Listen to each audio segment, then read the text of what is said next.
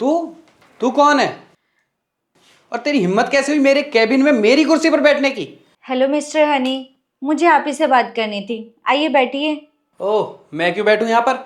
एक तो तू मेरे कैबिन में मेरी कुर्सी पे बैठी है, ऊपर से मुझे सामने बैठा रही है। मैं नहीं बैठने वाला, मेरी कुर्सी से खड़ी हो तू। देखिए, मुझे आपसे कुछ ज़रूरी बात करनी है, आप प्लीज़ बैठिए। अबे तू होती कौन है मुझसे बात करने वाली? पहले खड़ी हो और बाहर जाके अपॉइंटमेंट ले, फिर मुझसे ये बात करने आई बड़ी बात करने वाली। और ना मुझे लगता है तू मुझे जानती नहीं है, मैं इस कंपनी में कितनी बड़ी पोस्ट पर हूँ। और तेरी हिम्मत कैसे हुई मेरी कुर्सी पर बैठने की? खड़ी हो यहाँ से जल्दी। ये आप किस तरीके से बात कर रहे हैं? आपको बिल्कुल भी तमीज़ नहीं है क्या कि सामने वाले से किस तरीके से बात की जा सकती है? अरे मुझे सब पता है किससे कैसे बात करनी है, तू सिखाएगी मुझे तमीज? ये मल्टीनेशनल कंपनी है और इसमें बहुत अच्छी पोस्ट पर बैठा हूं मैं। और पहले मुझे ये बता, तुझे परमिशन किसने दी मेरी सीट पर बैठने की? और तूने पहन क्या रखा है ये साड़ी?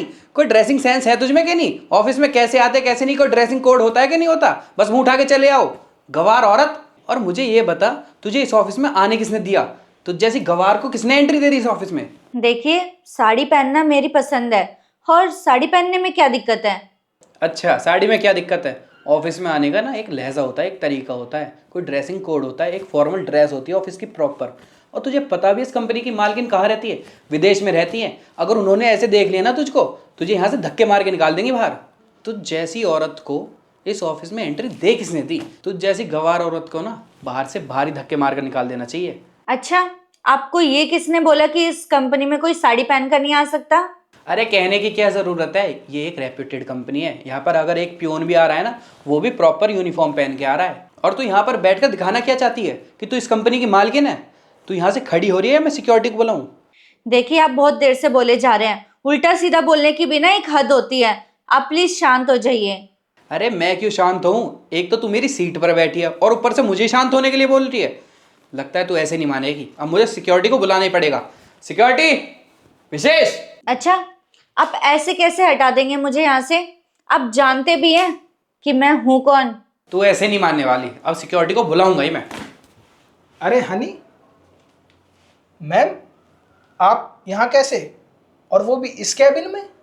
अरे प्रिंस, तू पागल है क्या? तू इसे मैम मैम क्यों कह रहा है? अबे पागल, तुझे पता भी है ये इस कंपनी की ओनर है। क्या? ऑनर? तू पागल है क्या? वो तो बाहर रहती हैं। बाहर रहती है, विदेश में रहती है, लेकिन आज ऑफिस में आई स्पेशली तुझसे मिलने। क्या? हाँ, प्रिंस बिल्कुल ठीक कह रहा है। मैं ही हूँ इस कंपनी की बॉस और मैं यहाँ पर यही पता करने आई थी कि इस कंपनी में काम कैसे चल रहा है, क्योंकि मैंने आपकी बहुत तारीफ सुनी थी कि आप बहुत अच्छा काम करते हो। लेकिन मुझे नहीं पता था कि आपका बिहेवियर इतना घटिया होगा। और क्या कह रहे थे आप कि साड़ी पहनने वाले गवार होते हैं? तो क्या मैं आपको गवार लगती हूँ?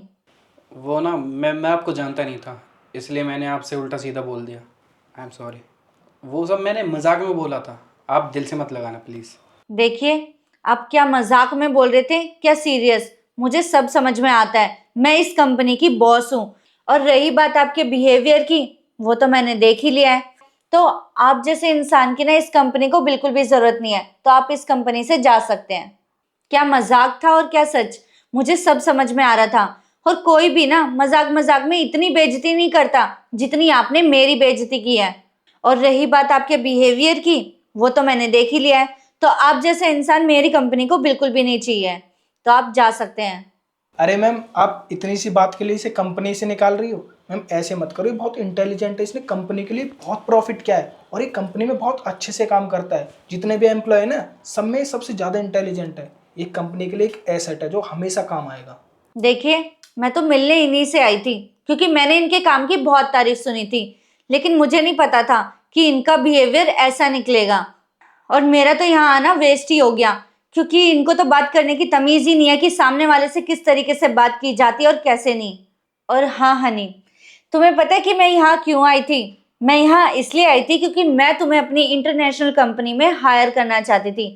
क्योंकि मुझे तुम्हारे काम के बारे में बहुत पता चला था कि तुम बहुत अच्छा काम करते हो। लेकिन यहाँ आने के बाद तो मेरा नजरिया बदल गया।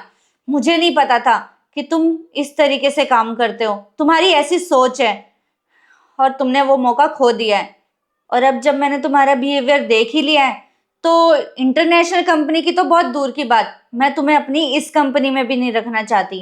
Ma'am I am really sorry, मैं आगे से ऐसा नहीं करूँगा। मैं आगे से बहुत ध्यान रखूँगा ma'am. I am really sorry. मैंने तुमसे कहा ना, अब तुम जाओ यहाँ से।